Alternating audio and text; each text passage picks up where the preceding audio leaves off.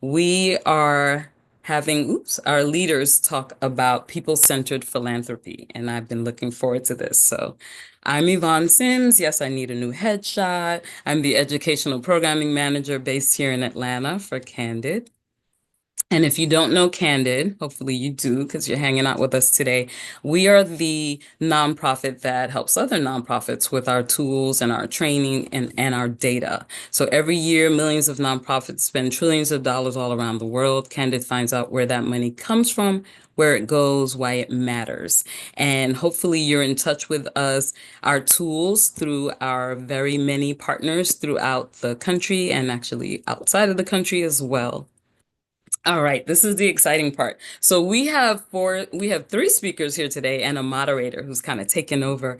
And those folks are going to introduce themselves as we go through their organizations and they tell us about their organizations. So we have Safi Giroux, we have Casey Patterson, we have Anitra Smith, and we have Rachel Wiley. So I'm going to go ahead and let Anitra, tell us, oh, I'm sorry, Safi, tell us a little bit about her organization.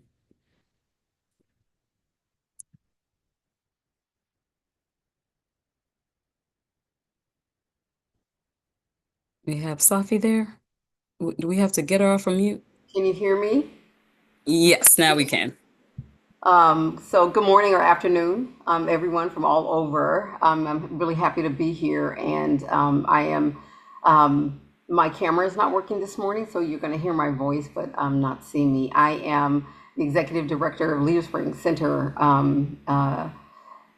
in the Bay Area. I was going to say Oakland, but I live in Oakland, but we really work with nonprofit professionals in the Bay Area and sometimes beyond those borders. Leader Spring, as an organization, is 28 years old, and we have been working really I feel, at the intersection of social sector leadership, justice, and liberation for quite some time. So I don't know if you're going to move through the slides. Just a little teeny bit about myself is that I am a third generation Oaklander, which is to some degree a little bit unusual. My grandmother was born in 1907, born and raised in Oakland, California. So we have a very long history, in the community, and I have personally witnessed and seen, the metamorphosis of Oakland as we, stand in 2025. Let's see, what else can I say? I think that one of the things that I think is important right now is, as an organization, like everyone else, is really taking a look at what is happening now and what does the future, even tomorrow, look like for us. But as an organization, we have been, for the last 7 years, focused on elevating the leadership of women of color in the social sector. That has been very, very powerful. Um,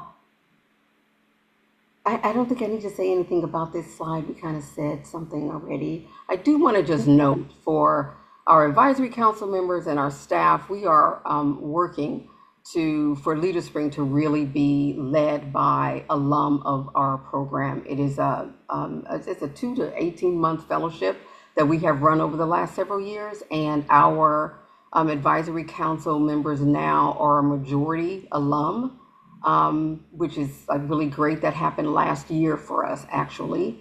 And our staff, right now we have two folks on our staff that are alum, and we do have intention to continue to grow it. We have a couple of staff people who moved on from the organization who were also alum, but we are like really looking to continue to do that.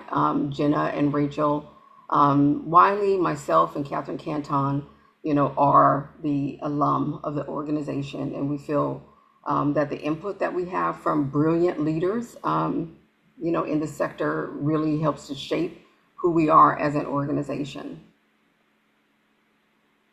Um, so the other thing about our work is that we are this intermediary organization, which I think maybe many of you are, and because we work directly with leaders, We are working with them, not only for their own leadership, but how that shows up in their organization and in their work and in their communities. And so, with well over 300 folks who have gone through our leadership program, our fellowship, there is a very real impact of millions of people in the Bay Area over the years that we have been doing this work.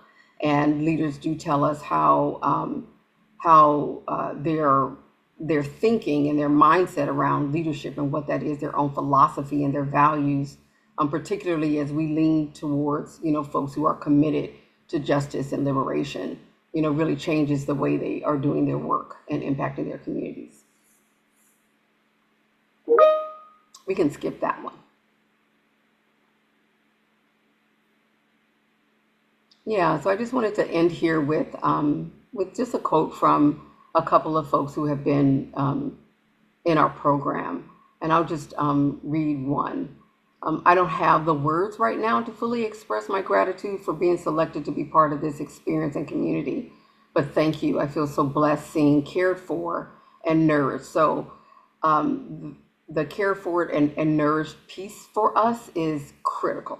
We ground in healing and well-being, and really pull back the blinds on how the work can impact our nervous system and our health, and how it is critical for us to be committed to radical well-being.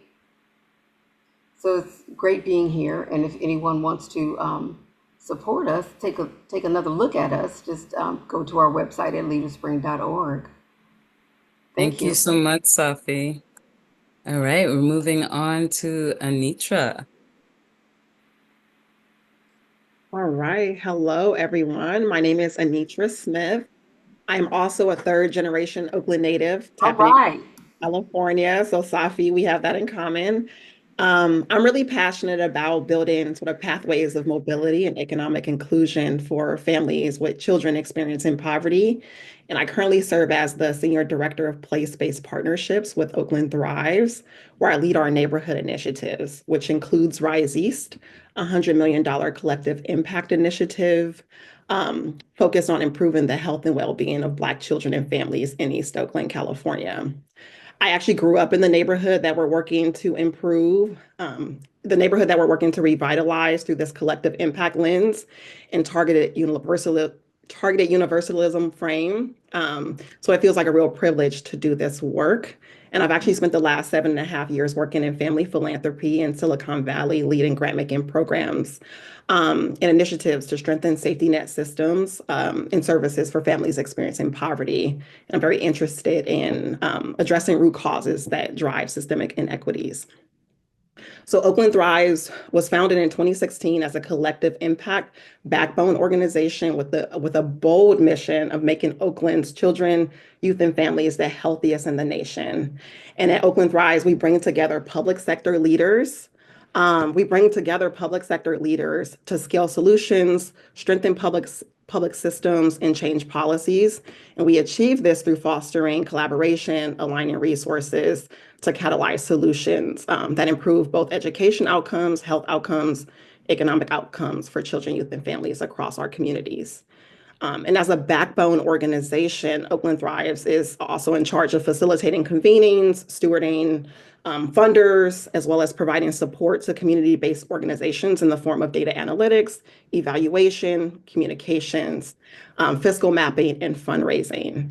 And in 2021, Oakland Thrives received support from Blue Meridian Partners, their national philanthropic organization, to launch a 10-year planning process to promote economic mobility. And back in early 2022, Oakland Thrives began engaging neighborhood and public sector leaders and community members to research and vet and design a proposed plan that will focus on community health and well-being with children and families at the center of that plan. That plan is now known as Rise East. And so if you wouldn't mind teeing up the video. You're doing such a good job. I'm teeing it up. Here we go. The Rise East plan is a 10-year plan to make East Oakland the best place to live in the world.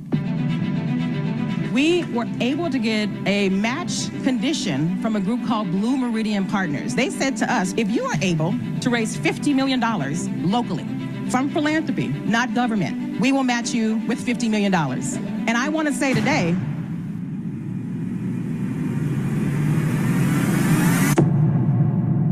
that we did that.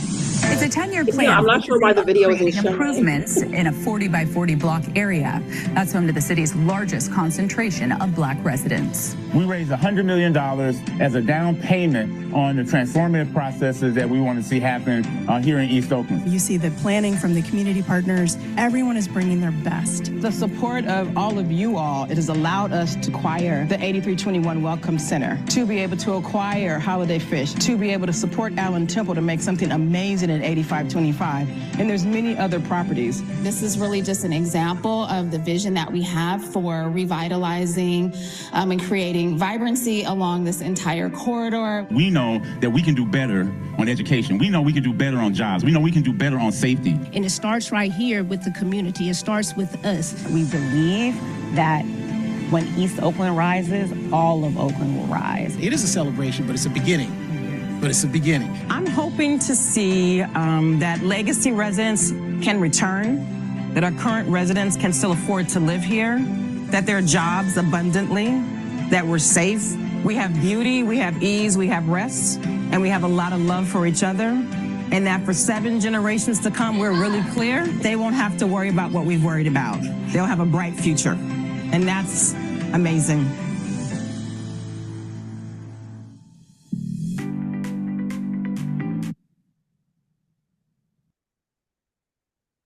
Thank you for that. I was gonna ask you do we need to see the credits? Do you want to see the credits? It's fine, but we can make sure that the video is sent out to you all so you can see the actual video. I saw the notes in the comment that the video. I was gonna say too that people may want to know where you got your video done because we have a lot of nonprofits hanging out, so they may want to know who did it for you. So Got it. Thank you All for Yvonne. So Rise East, the Rise East initiative is steered by the 40 by 40 council, which consists of 4 high impactfully Black-led organizations: the Black Cultural Zone, the Brotherhood of Elders Network, East Oakland Youth Development Center, and Roots Community Health. And while the 40 by 40 council is steering this large 10-year plan, the plan is also anchored within a larger collaborative that includes a people advisory committee, which is made up of Black community leaders and residents from the neighborhood in East Oakland who know the issues impacting the community or that are invested in improving the neighborhood without displacing further residents. It also includes the East Oakland Black Cultural Zone Collaborative, which is composed of over 20 Black-led organizations committed to a thriving community in East Oakland. And so the 40 by 40 Council, they're operationalizing and implementing this plan known as Rise East. And there are 5 sort of core investment strategies. If you can go to the next slide, please.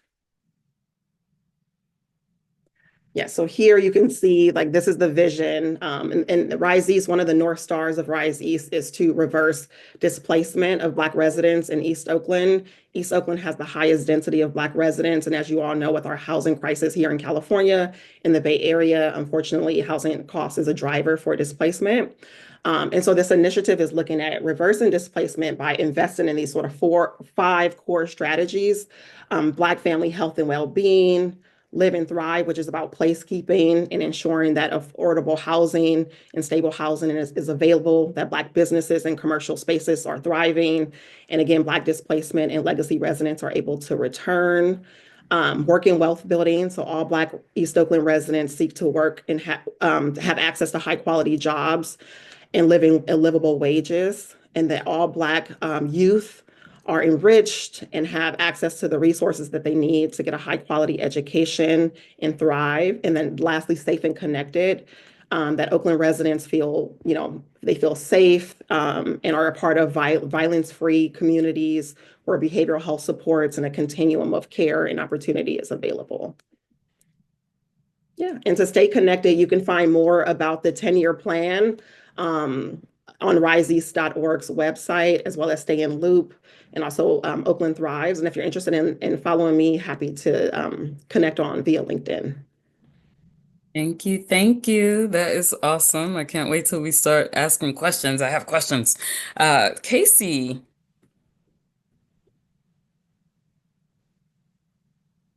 Hello, everyone. It's really nice to have you all with us today. Thank you so much for spending part of your day with us. In true Zoom fashion, the moment we went live, I got a message that my internet wasn't stable. And so if at any point things start getting shaky, I will adjust my camera accordingly. But thank you so much for being here. I'm Casey Patterson. I'm the founder. I'll share a little bit more about who we are and our work. And Casey, what you can do is turn off your camera even, oh, there you go. Even though we like looking at you. But go ahead.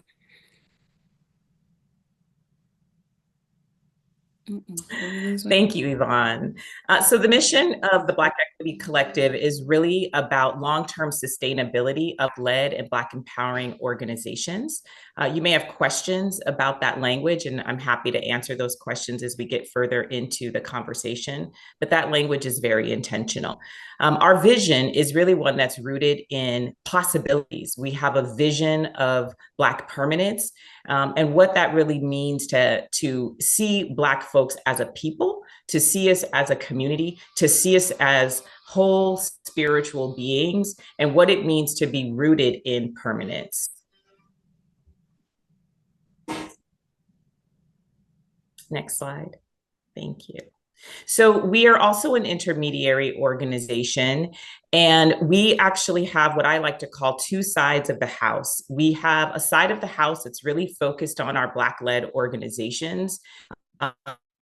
And the way that we show up in the field for them is through network engagement. So we have a member base now that is 67 Black-led organizations strong across 3 counties in Southern California.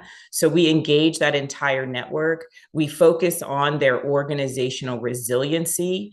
We do not call it capacity building on purpose. So we really deepen into their organizational resiliency. We engage in policy advocacy, and there are a few special projects that later in the conversation I'll have a chance to share. Our initial growth, our initial network, when we started back in 2021, we had a vision to hold 30 to 40 organizations. We outgrew that number in the first year and had a network of 47, and we've since grown to 67 last year. This is who runs the Black. A lot of our member network, they are Black women-led organizations. And so again, it's important for us to be reflective of the communities that we're serving and the work that they are doing in community. So this is who runs the Black Equity Collective. Next slide.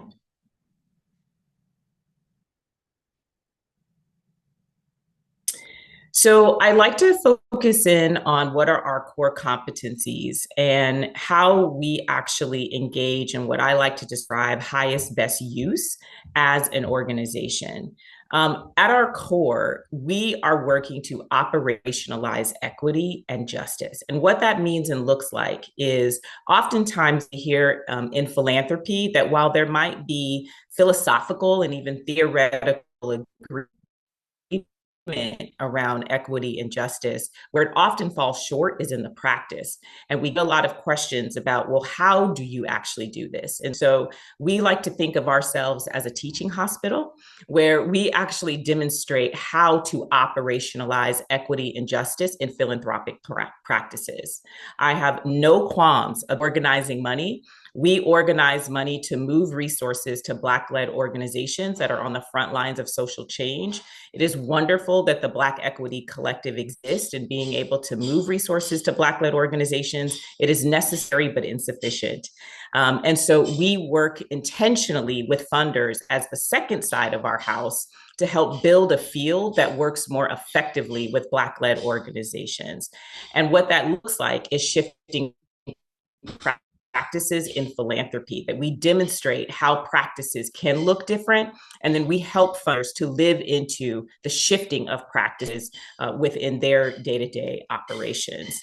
Our value proposition is that we actually want to create an ecosystem. We, amongst our member networks, we actually cover probably every issue area, Black infant and maternal health to civic engagement,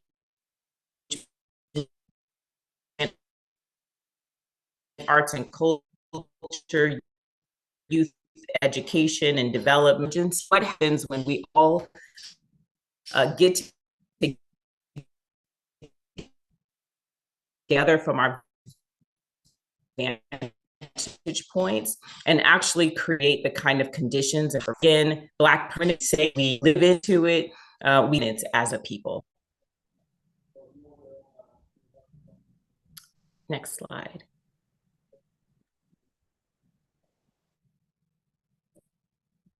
So here's just a little bit of information about our network of annual survey every year. This data is actually from 2023. We are in the process of analyzing our 2024 data right now. So you can see just who's in our network and how they show up in the world. Next slide.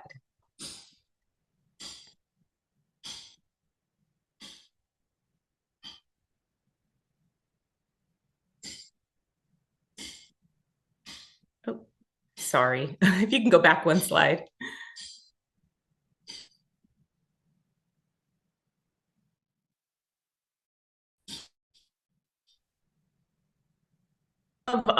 Again, we really zero in on what are the lived experiences and how do we actually create a safe respite place in philanthropy.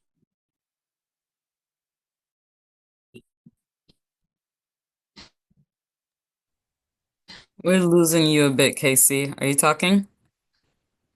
For Black leaders to feel seen, to feel heard, and for their work to be valued. I am talking.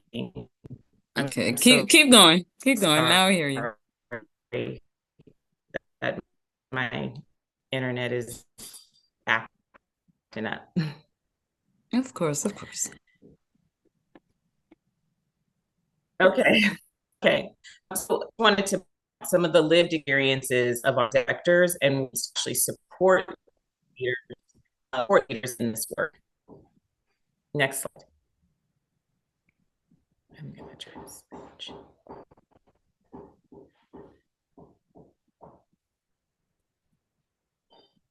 Rachel, I'm going to turn it back over to you so that we don't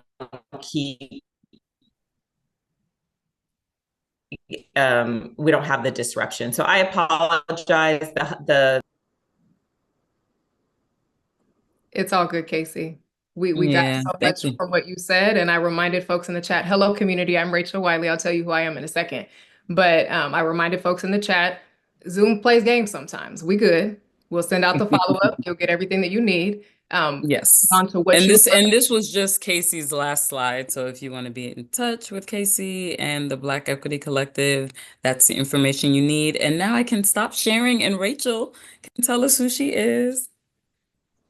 Amazing. Thank you so much. Thank you to Safi. Thank you to Anitra. Thank you to Casey for being here for this conversation. Thank you, Yvonne, for the invitation to engage in this way. Community, thank you for being here. We're going to do a very, very quick introduction. I am the least important person on this panel, and so I will tell you for a second who I am, and then we're going to move on to questions to hear from our answers to hear from the people that you really want to hear from. My name is Rachel Wiley. I am the founder and CEO of Culture Kinesis. You can see behind me, Culture Kinesis, Your Leadership Liberated. And the focus of Culture Kinesis is building new containers in which we can reimagine culture from what it is now to what we'd like it to be. There's so many different ways in which that happens. Thank you, Carla. You can see at the link that Carla shared all about Culture Kinesis and what we do. Let's get to the most important pieces. Yvonne, I know is going to drop a poll for you in a second, asking just who is here. I know many of you said where you're from. I love it. We want to know specifically, yes, where you're from, but what you do, how you are coming to this space, what we should know about you. And so as you are listening to me set the foundation for our conversation today, please weigh in on that poll. Because I'm a host, I have the power to end the poll. I see. I'm not going to do that. I'm just going to move it so I can. A word to end the poll, Rachel. That's called abuse of power, not that. Yeah. Like, don't you touch that button. No, but so what we're asking is who's here today? And the options are I work at a nonprofit, I am a nonprofit consultant, because we have those. I'm on the board of a nonprofit, I work at a foundation. And right now, because she's itching to touch the button, I'm sure. 74%, somewhere in the 70s, work at a nonprofit, about 14% are a consultant, 6% on the board. 8% is fluctuating a little bit on a foundation side. So I'm gonna go ahead and end it before you do and just share the results. So yeah, pretty much there. So we know who we're talking to. We're talking to nonprofit folks here, and that's great. So I'm gonna stop sharing so Rachel can continue. Thank you so much, Yvonne. So this is an ongoing conversation community that's been happening over the last probably month or so, maybe more, on this topic. I do not have time, just given how we're going along, to take you through all the details of this conversation. But what I will tell you, in case you need a refresher, is we have 3 specific outcomes today that we're working toward. One is that you are going to, and actually already have, met 3 Black-led nonprofits and learn about how they're innovating within the sector in this particular socio-political moment in particular. We have actually 4 outcomes. Discover strategies for engaging communities in the process of collective impact. Number 3, we're going to work together to understand how to create people-centered and community-driven solutions in our work. And then lastly, recognize how to work outside of traditional philanthropy to affect change. Take a moment to pause, let that sit in your spirit.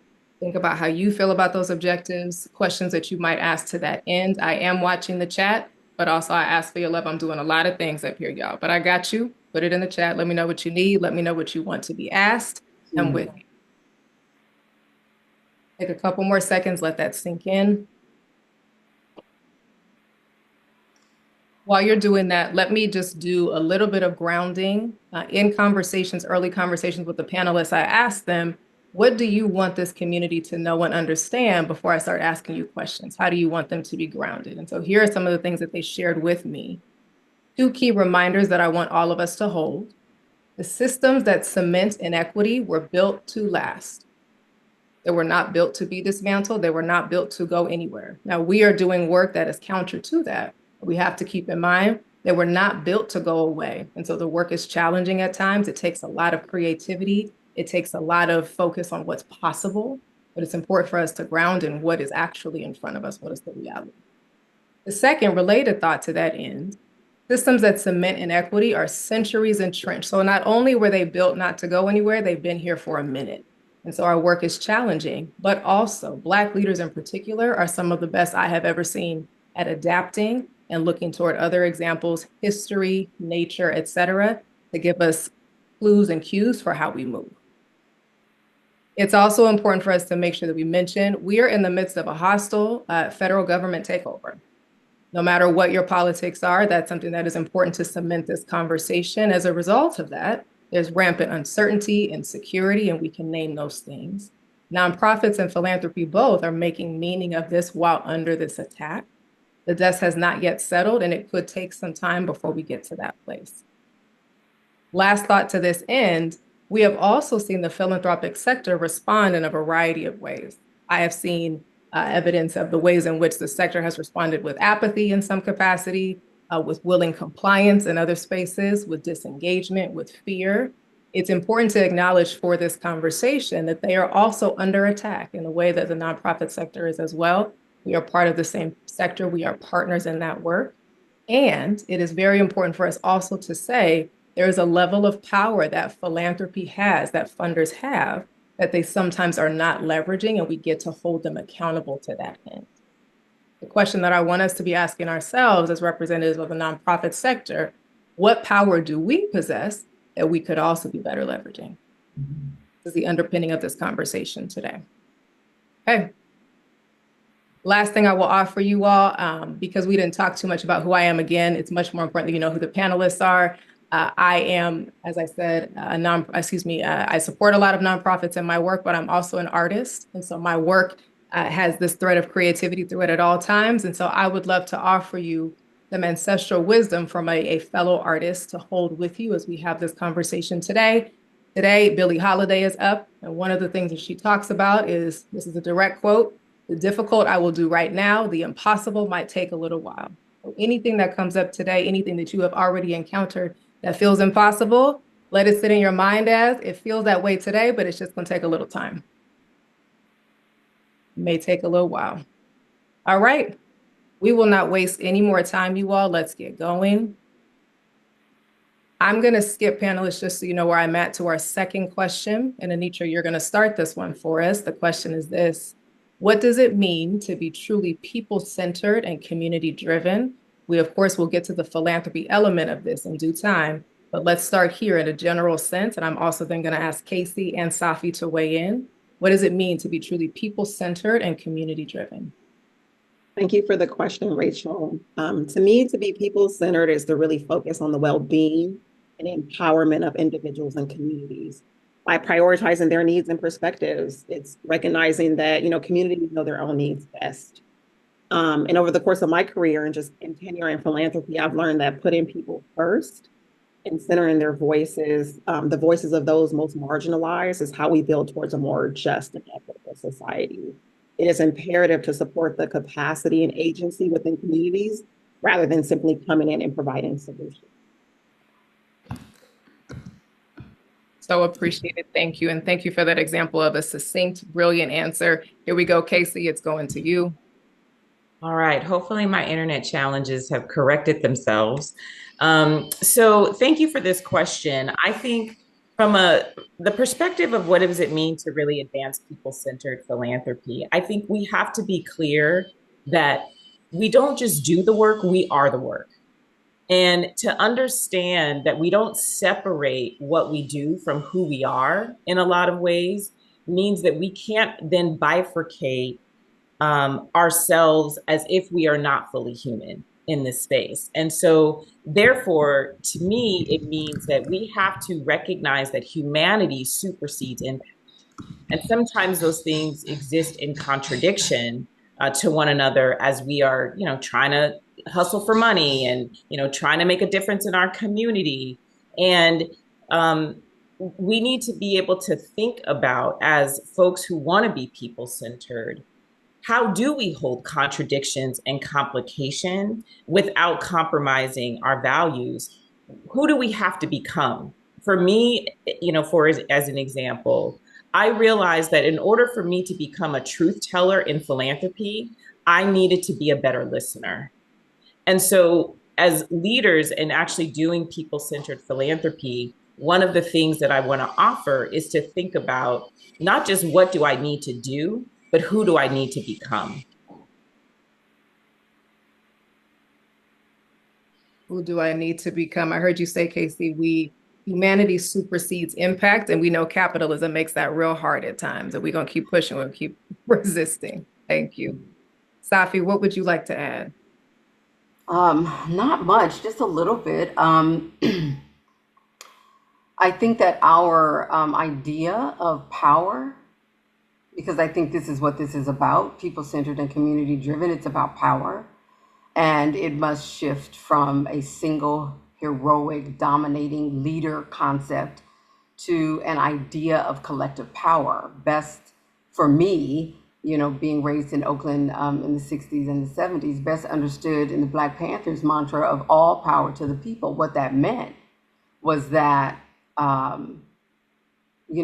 agency is in the community collective, power is in the community collective, answers to, or even identification of the issues and the problems are in the people, so for me, it is a shift of understanding where power needs to be. And for that power, to be driven by where that power lives. And that is within the community. Thank you. Thank you so much, Safi. Community, I am watching questions before I get to the chat and look at the questions that you're asking. Safi, I'm actually coming back to you on this same concept or this same discussion around power. and thinking about this now specifically from the perspective of philanthropy and the transformation, the metamorphosis of philanthropy as a sector. My question for you to start, and then Casey and Anitra, either of you can weigh in if you feel so inclined. How has philanthropy morphed over the last few decades? How are you thinking about how the nonprofit sector can innovate in relationship to the philanthropic sector in this particular era?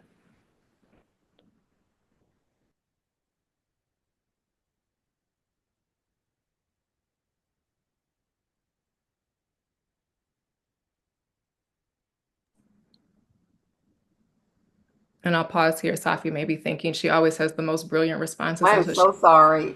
Okay. She's cooking up something good for y'all. I know it. I'm gonna sell T-shirts. Unmute yourself. Unmute yourself. So what I was saying was that philanthropy has a long history, a very long history. It has had many iterations over its history, but it is still rooted in something. And the something that it is rooted in, colonizers of this land came to this land with a mindset that we're actually fighting. We have been fighting, and we continue to fight of lords. The people who owned the land and had the money were the people who could make the decisions. Everyone else worked for them and served them. They held all the resources and all the power.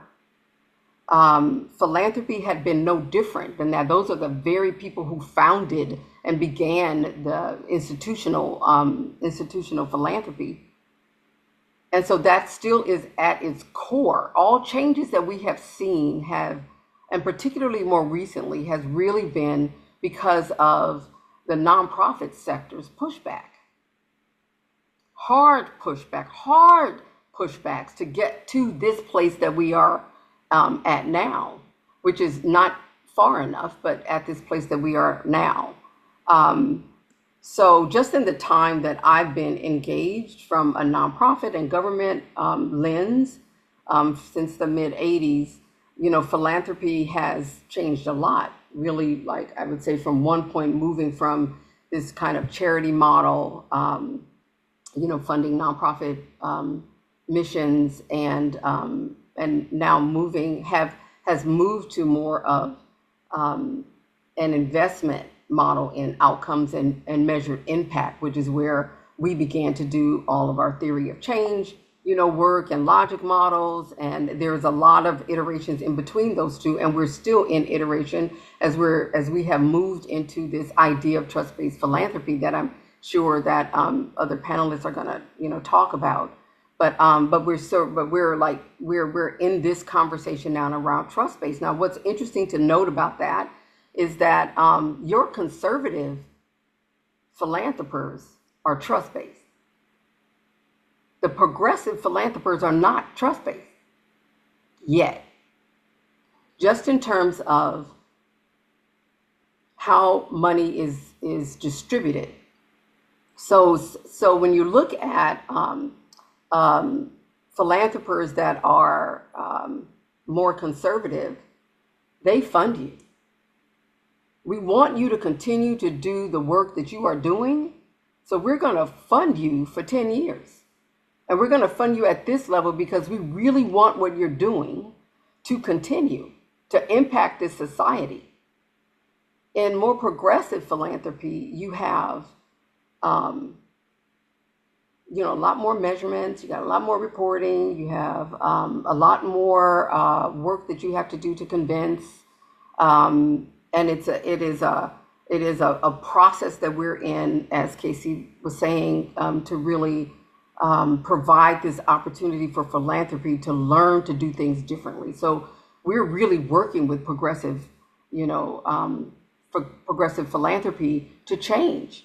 And it's a I would say, from my perspective, it's really been a challenge, but we're moving in that direction. I also want to say that for nonprofit organizations, and particularly people in them that are raising money and resources and cultivating the relationships with those who have or are managing the distribution of money and resources, find themselves in this uneven power balance where money and wealth equals power and lack of money and wealth equals no power.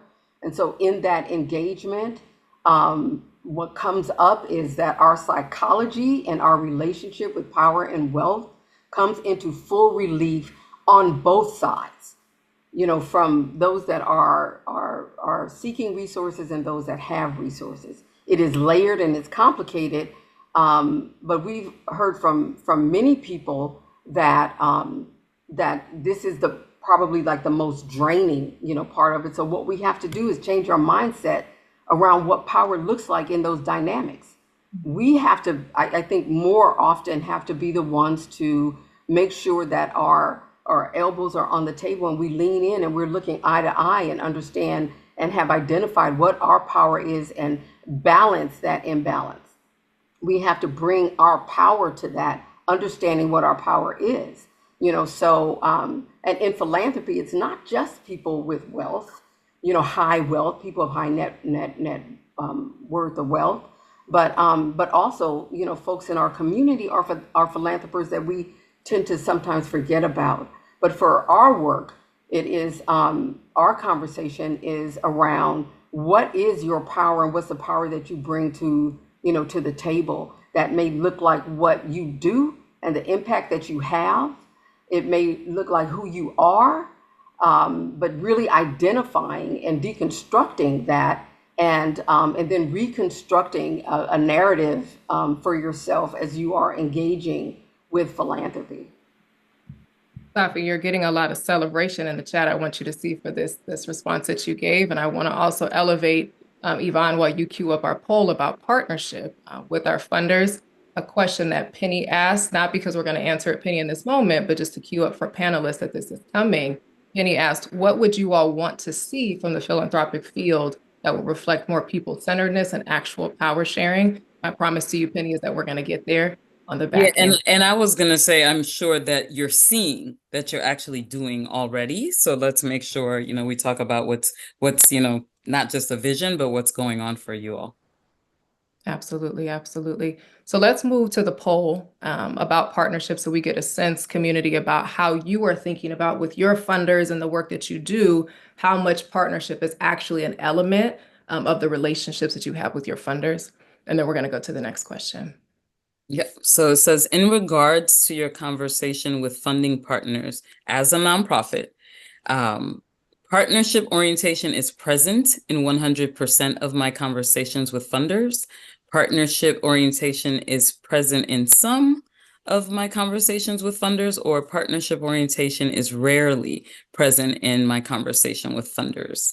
And Rachel, you can tell me when we got about 40%, so. Excellent. Give it a little time, a little space. Thank you. Okay, absolutely. Okay.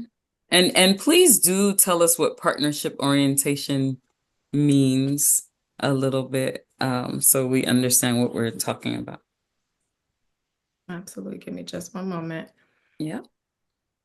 I got 3 people raising their hand at the same time, but I used to teach middle school. I got it. Got it. Me too.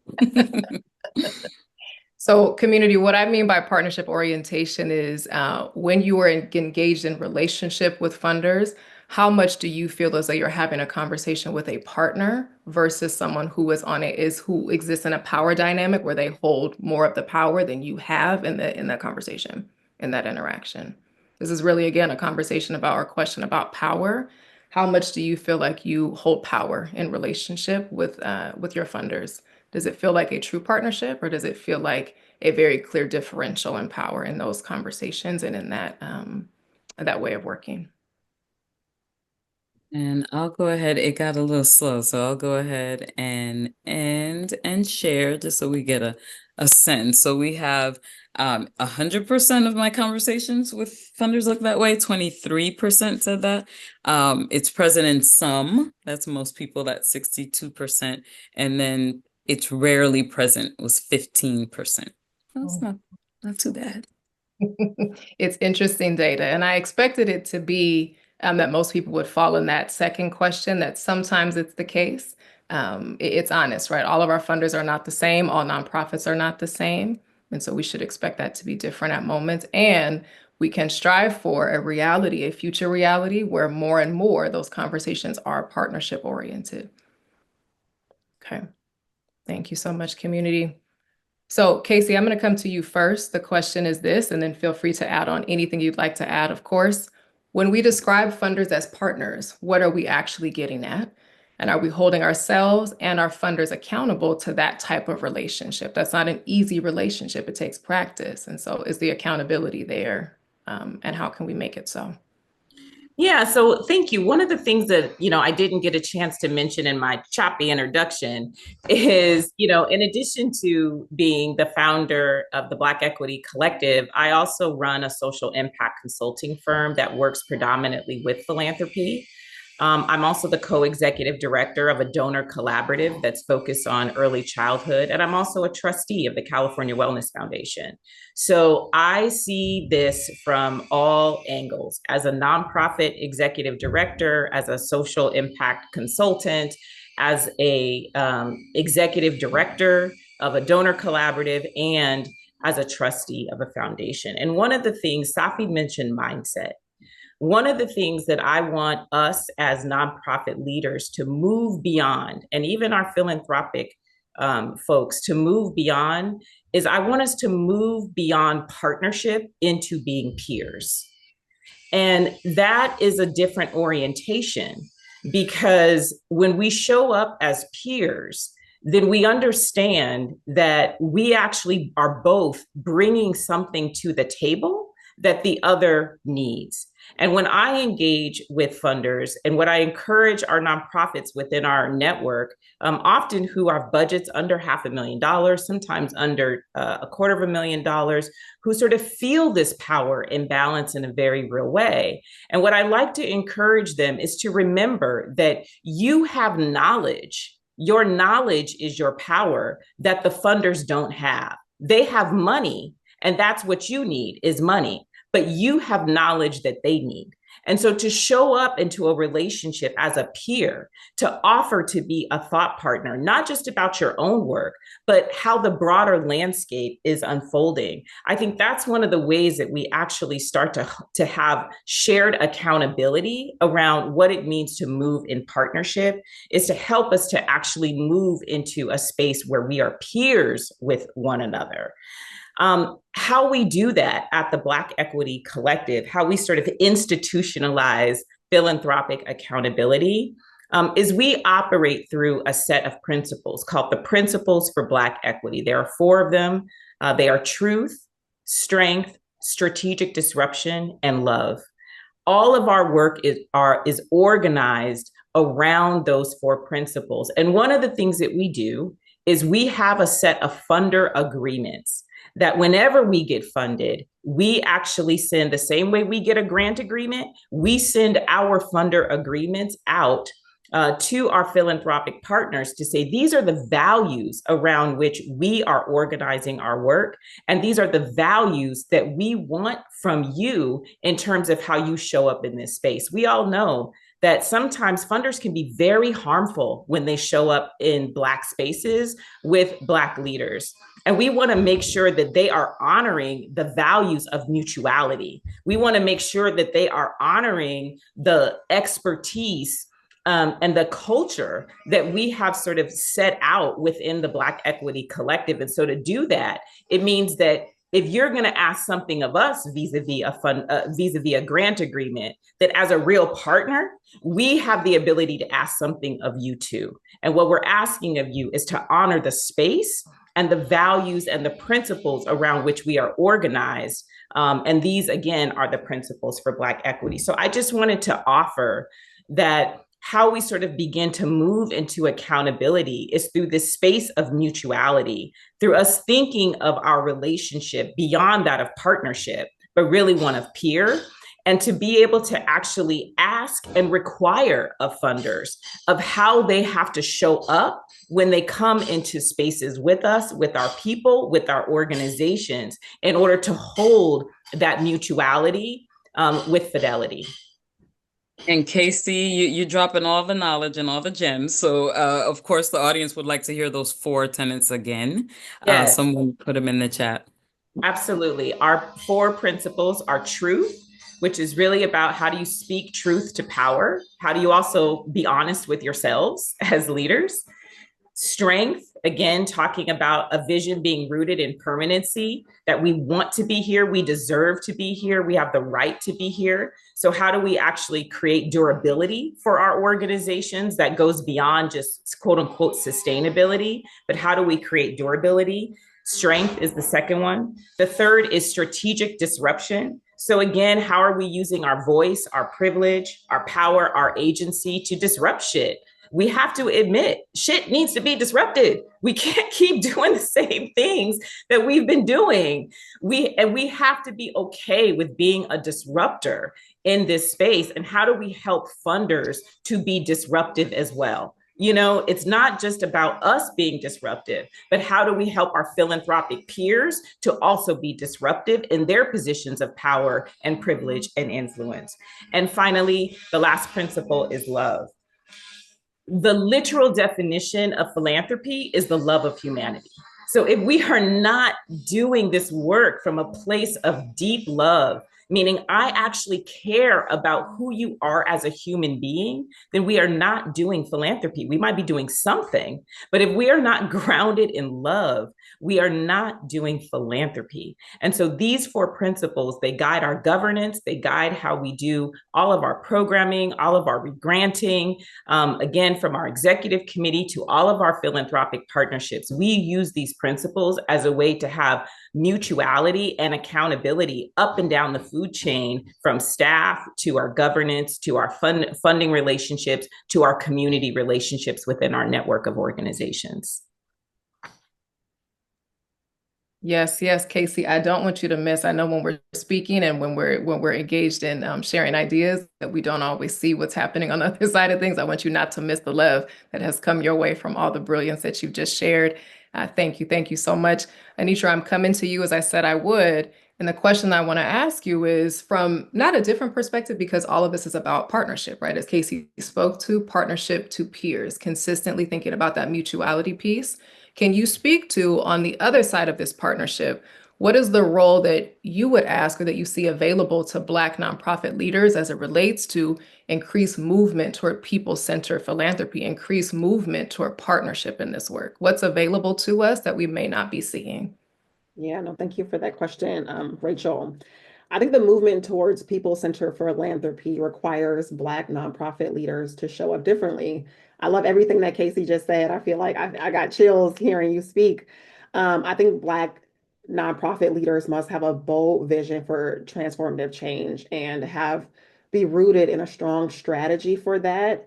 And I think what that means is like we can't afford to undersell ourselves to funders, right? We have to avoid not asking for what we actually need, and we have to honor the true cost of what it means to do this work and to advance a bold vision around Black liberation.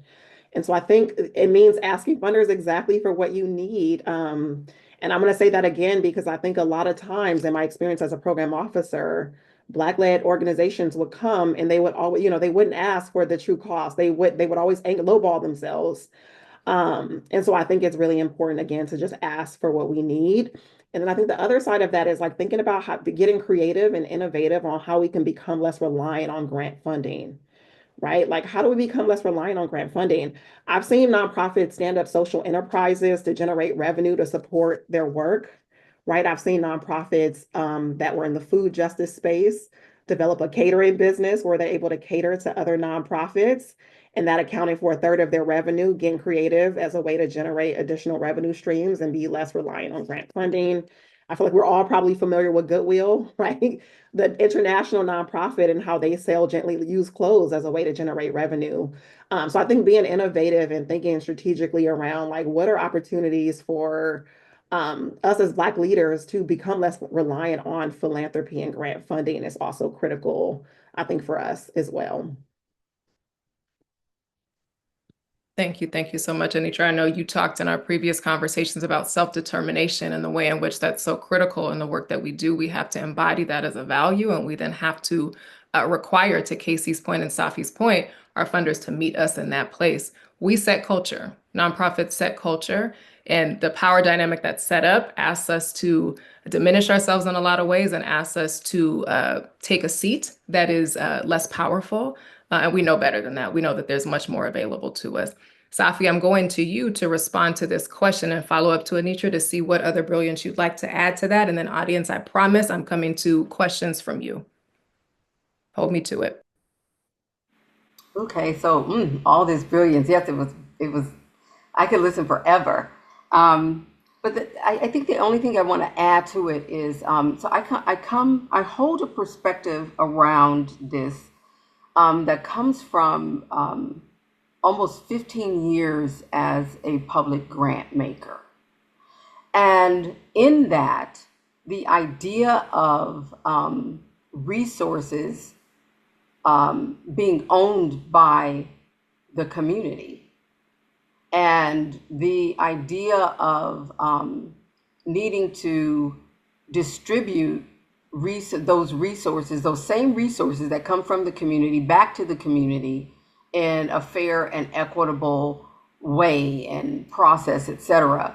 I would ask folks who were, when if I did any training around, grant writing or developing your organizations, whatever it was, I would always ask everyone to draw an outline of the structure of the city of Oakland. I was working in the city of Oakland, so give me who's running what, right? How do you think about this?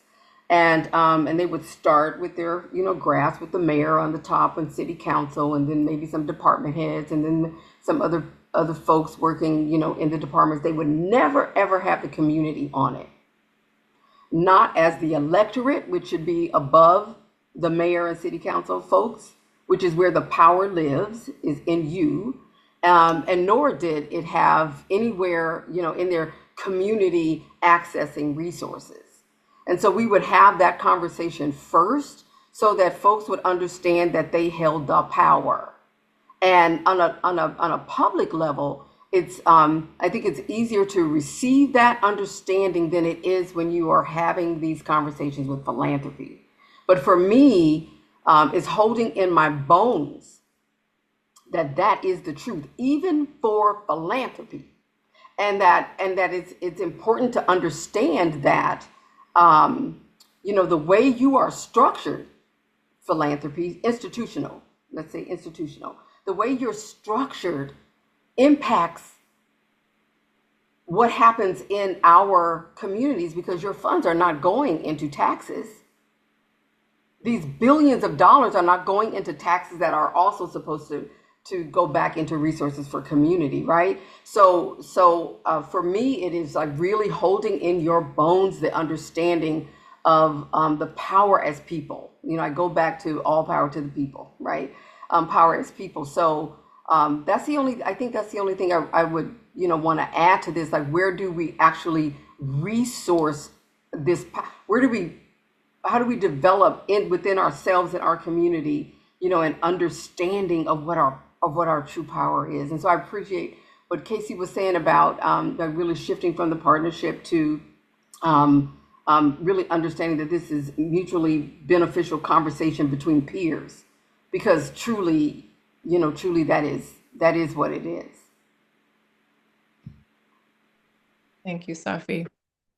Let's do this, community, because I have quite a few questions in Q&A that are asking about short-term ways to push funders, short-term ways in which to start to shift this culture, and also the longer-term ways in which we do that, right? We often are having conversations, again, to call in Billie Holiday in that quote, the impossible might take a minute. It's going to get done, but it might take a minute.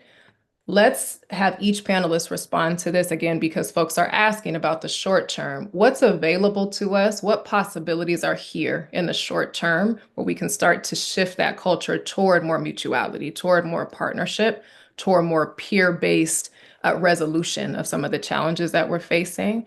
And I think, Casey, I'd like to start with you.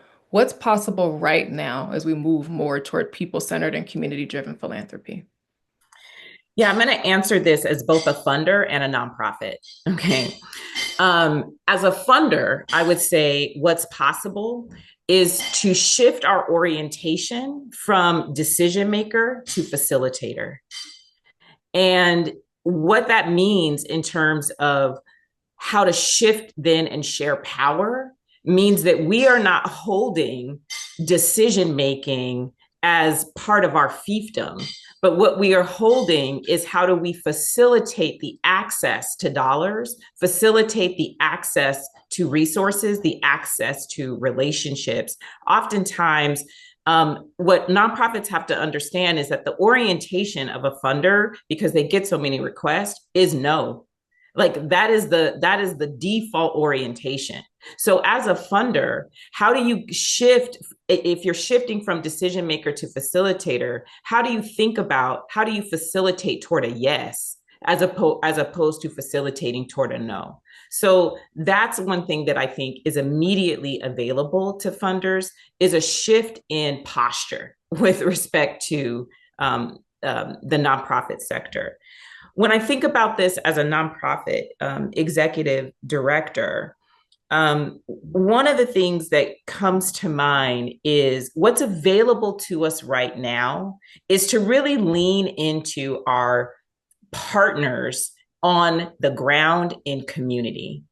Because I'm going to be really honest, folks, and really honest, community. If you don't learn to be a good partner to your nonprofit peers, you will not survive this moment. Your organization will not survive. So one of the things that we've done at the Black Equity Collective is about a year ago, I started seeing the writing on the wall that funders were pulling back from investing in Black specific work. You know, we're no longer like, you know, the flavor of the day. And, you know, they're retreating back to what are old and familiar practices. So I actually got together with 4 other organizations that also have networks of Black-led groups. And I said, you know what, you guys, let me tell you something. We gotta get ahead of what is going to be a resurgence of funders pitting us against each other. We gotta get ahead of that. And the way we get ahead of that is we actually need to do ecosystem funding. We actually need to, as a set of organizations, go to funders and say, we want you to fund all of us because all of us have a role in this work. We all see our unique value add. And as an ecosystem of Black-led organizations with a network of organizations, we actually can do more together. So yes, fund us individually, but fund our ability to be collaborative. Fund our ability to actually work together. And we submitted a joint concept paper. We organized funders, and we submitted a joint proposal. So you have to learn how to be a good collaborator and a good partner with your other nonprofit peers in this moment, because you will not survive. You just won't if you don't do that. The final thing I'll say, and I really mean this very sincerely, do not be afraid to organize philanthropy. They need to be organized because oftentimes program officers are sitting in these spaces with their peers and they want to be your advocates. They're trying to make the case for you. And if you don't give them the language, if you don't give them the context, if you don't give them the why, if you don't give them the landscape, it's hard for them to make the case for your work. And it's hard for them to make the case for why the institution should fund this. And so I want to encourage you to not be shy about organizing funders, organizing your donors, helping them to understand how to speak your language, how to use the words that you use to describe your work when they're sitting in the spaces with their peers around decision making. And finally, I'll just give a little tip of the trade that a lot of folks who run nonprofit organizations don't know. Within virtually every single philanthropic institution, private philanthropy, I'm not talking about public dollars, though this is probably true in public dollars too, there is a dollar amount that they can move without ever having to go to management or a board. Find out what that dollar amount is and start there. Sometimes it's $25,000. And if you can get $25,000 from this funder and that funder and that funder and that funder, all of a sudden you got $100,000 to do your work. There is a number that doesn't matter to them. Like if you come in under that number, that is an easy amount of money to move with very, very little fanfare about what it takes. So find out what that number is, ask for planning grant money, ask for time to think and plan before you're just expected to do. So that's a little tip that I want to offer in terms of things that are available to you right now as nonprofit leaders. Thank you, Casey. I'd love to ask either Anitra or Safi to follow up what Casey said if you feel inclined to do so, and then we have some audience questions I'd love to go to. I guess one thing I would add, I love what you said around sort of like being a good peer with other Black-led nonprofits. I think so much of the Rise East initiative, it is a collective impact initiative, right? It's about organizations coming together around a shared vision for their community. So I think I would invite organizations to consider collective impact framework and going to funders and asking for support. I think that that is also critical. Thank you, Anitra. Let me pause, Yvonne.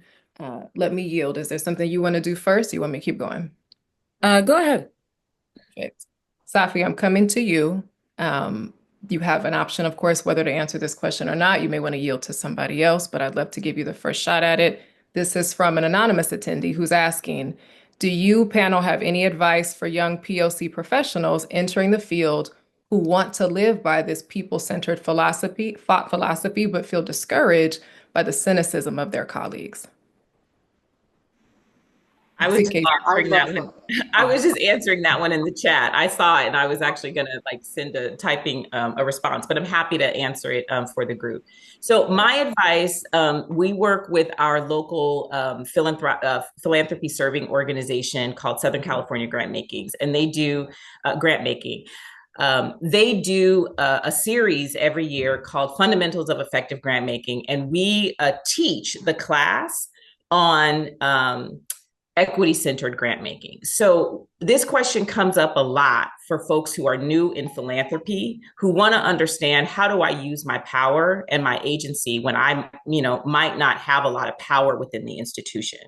And my advice to you, I have two things to say. Number one is accumulate power. Accumulate power from the perspective of understanding how you want to one day spend that power. Accumulate power vis-a-vis relationships. Accumulate power vis-a-vis trust in community. Accumulate the power to be able to be disruptive. And when it's time to spend that power, be willing to be disruptive and spend it. That's the first way I would say.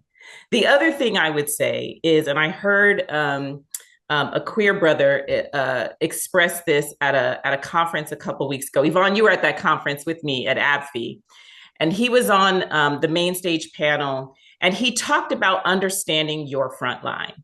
Your front line may not be out in the street, but everybody has a front line that they have to fight on. So when you understand what is my front line of the fight, understand it and fight like hell on your front line to do things that are more people-centered, to do things that are more centered in trust, to do things that are more disruptive to what the current environment wants us to be able to feel powerless to be able to change. Wherever your front line is, think about it, understand it, and work to move things where you can on your front line.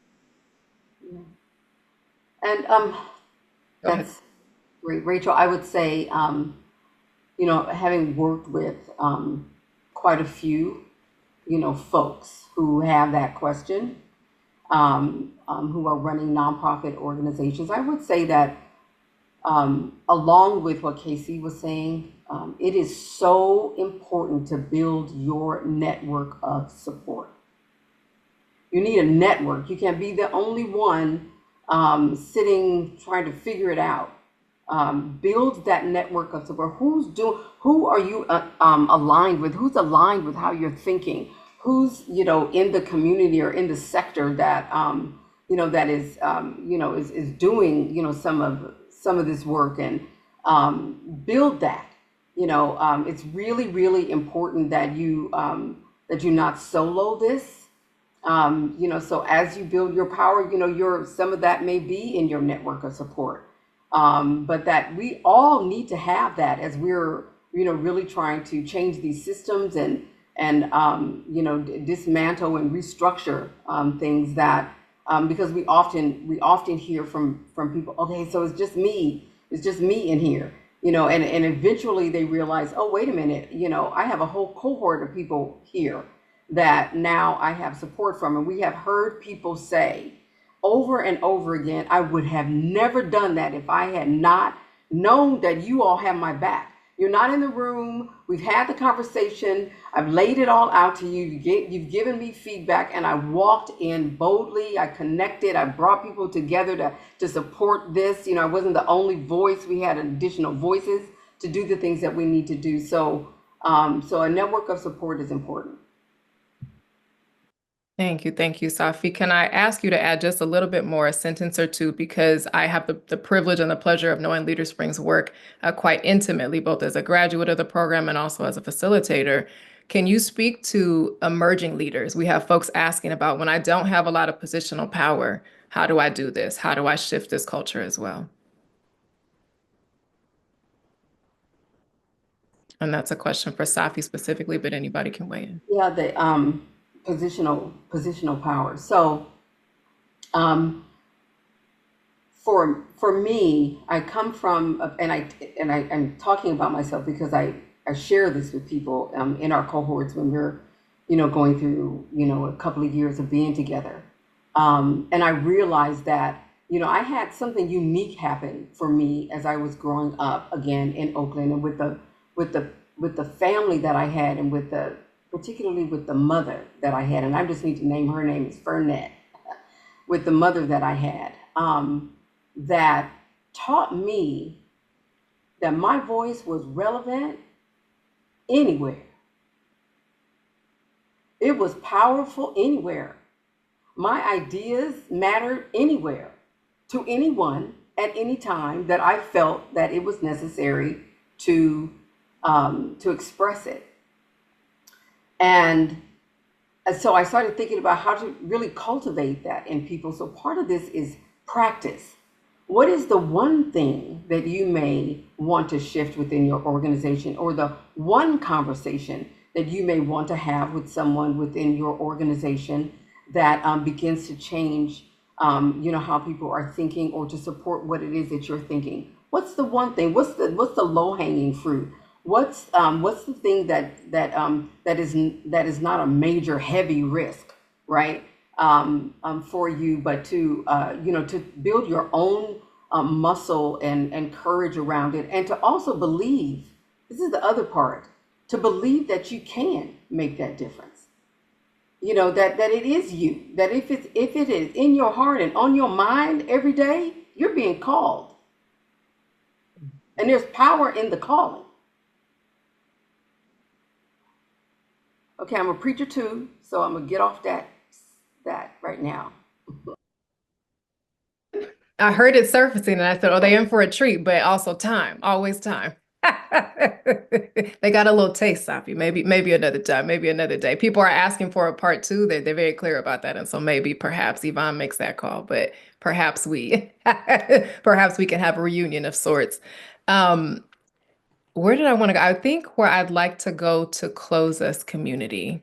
First, I think what I'd love to do is just take a pause. There's a lot that you've been told, right? A lot that has been shared, both in the chat, that you've heard from the panelists.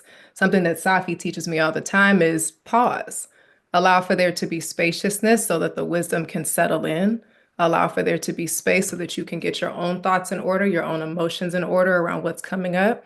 But take a minute and just sit with it. 60 seconds to sit with yourself. If you feel inclined to put takeaways in the chat, that's beautiful. Other people benefit from that. If you want to just make notes on your own to yourself, also so beautiful. but allow yourself 60 seconds to think about what you've taken in and what you'd like to take with you.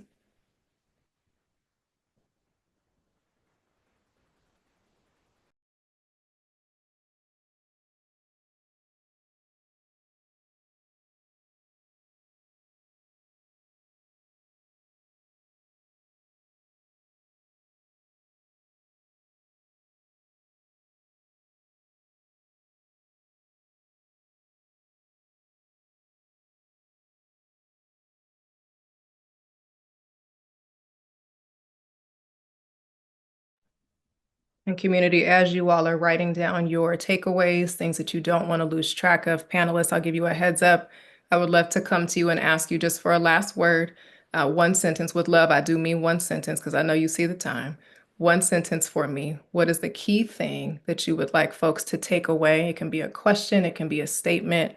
What do you want folks to really hold and take with them as we transition out of this container that we've built around this conversation? And anyone who is ready can start. Take your time.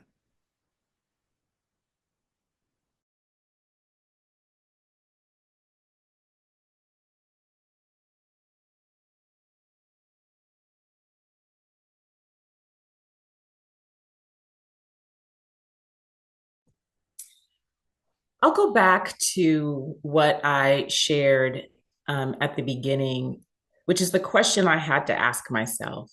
Who do I need to become? That's the takeaway that I would want any funders on the call to ask themselves, any nonprofit organizations, anyone in this space, to do things differently, to live into possibilities that I have for myself, for my community, for those that I love and represent. Who do I need to become? Not what do I need to do, but who do I need to become? Thank you, Casey. Thank you. Thank you. Panelists, don't miss all the love that's coming for you in the chat. I don't want you to leave without taking that in. Anitra, can I go to you?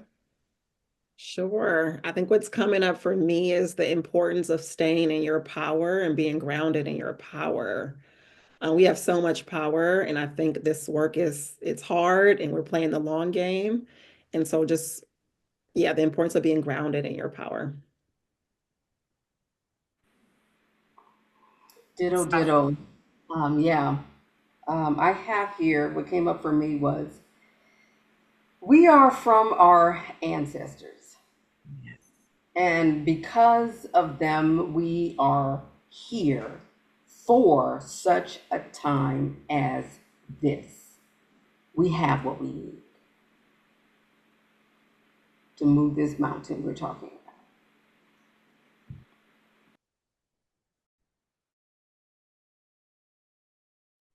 You're muted, Rachel. Come on.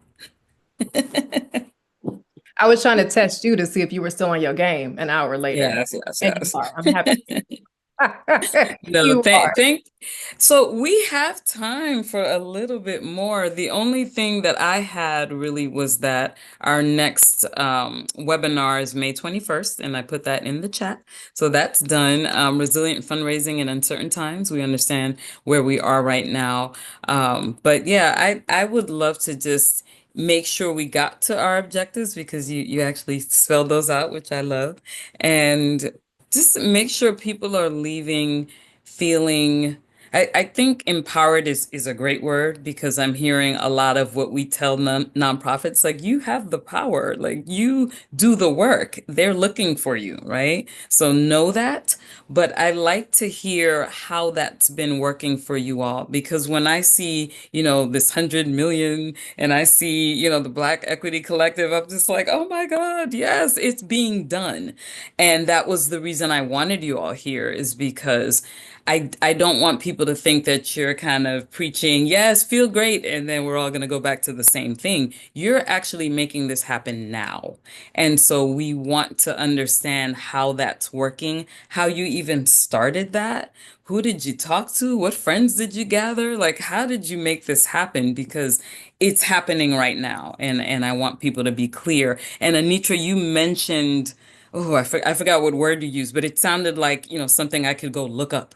You know what I mean? Like anything that sounds like I could write down sort of like the four principles, any of those kinds of things that people can take and try to implement or look up. If there's a book, if there's a website, if there's something on your websites that we can go to, I would love to hear that. Just those takeaways. I'm the person, I didn't have exactly an A, but I did want to make sure that I did the homework and I understood what you told me and I could, follow up. So how can we follow up and start this, our journey ourselves? And I'll start with Anitra because I just put you on the spot. Yeah, all good. Thank you for that, Yvonne. I would say I would invite folks to visit the riseeast.org website. So if you're interested in learning about collective impact framework and an experiment on targeted universalism, we're doing that over the next 5 years through the Rise East initiative. Yeah, and I think collective impact, I think that this type of work, it's hard, it's messy, but it's really important and required to, I think to really advance the transformative change that we need in our communities, right? And I think, like I said at the top of my introduction, I'm really interested in doing root cause of work to address the root causes of systemic inequities. And I think collective impact, I invite folks to learn more about collective impact as a model for that, because it's the coming together of organizations within an ecosystem to do that root cause analysis and bring in philanthropy in business in government as partners to advance a collective goal and a vision that is really anchored in a community's dream. So that's my offering. Yes, thank you. You said model framework. That all sounds like I can go look for it. So I appreciate that. And then we'll go to UKC. Yeah, I mean, one thing I will offer to stay connected is the Black Equity Collective is launching a pilot that is a training certification program for fiscal sponsors using the principles for Black equity as the curriculum guide. And whether you are a traditional fiscal sponsor or whether you're a nonprofit that's fiscally sponsoring other projects and other nonprofits, we're designing this framework to help folks live into these principles from a fiscal sponsorship perspective. So please reach out. We're at the start of launching that pilot. And if you want to be involved, then we want to engage you in that work. Other things that I would just offer really quickly, a very quick story. It's not a framework or a tool, but it is a mentality, you know? And that's where I feel like you can start. You can start with a mentality. When we were in COVID and doing Zooms every single day, I would take walking meetings. And one day I took a walking meeting and I walked outside and there was a spider sitting in the corner of my gate. And, I knocked it down so I could keep it pushing and go do my walking meeting and, knock down the web. And I didn't think anything of it, nothing of it. And the next day when I went to go do my walking meeting, do you know that web was in the exact same place? Oh, yeah. Literally the exact same place. And it stopped me in my tracks because what it signaled to me was that nature knows how to be audacious and knows how to be self-determined. Could you imagine the audacity if somebody knocked down your house and you came back the very next day and built in the exact same place? That's audacious, Yeah. So what I want to offer you is a mentality of being audacious. Your work is necessary. Be audacious about what it takes to do this work well and to be able to have those conversations with funders about the audacity of your leadership and the audacity of what you believe what you believe is possible for your organization and what you believe is possible for your community. Wonderful. And who doesn't want to follow someone like that? Hello. I love it. And Safi, this is what you do. You are training Yeah. leaders. So yes, tell us. This is a perfect timing too, because we'll be initiating a new cohort in October. So we'll be I think next week putting it up on our website. This particular cohort is for emerging leaders, or women emerging leaders in the who are in organizations that are doing direct service, and also those that are organizing, movement organizers. And we are looking for this cohort to be, 50% one and 50% the other. And have, done a different kind of curriculum. But here you have the opportunity for 18 months to create community with a group of people, and at the end of that, be able to develop a convening, actually, of all of us to have conversations about, building bridges and, crossing over and really working together. We need all of us. If we allow philanthropy to tell us who we are, that you are not quite that and you don't quite fit this, and we don't talk to each other and really kind of come together and cross those barriers, then we stay where we are. So you can go to leaderspring.org and look up in our learning communities. This is going to be a really exciting cohort, and this will be 18 months of learning, like all of this stuff. Thank you, thank you, thank you, Rachel. I have to thank you for the takeover, the Zen-like takeover that I always tell you bring.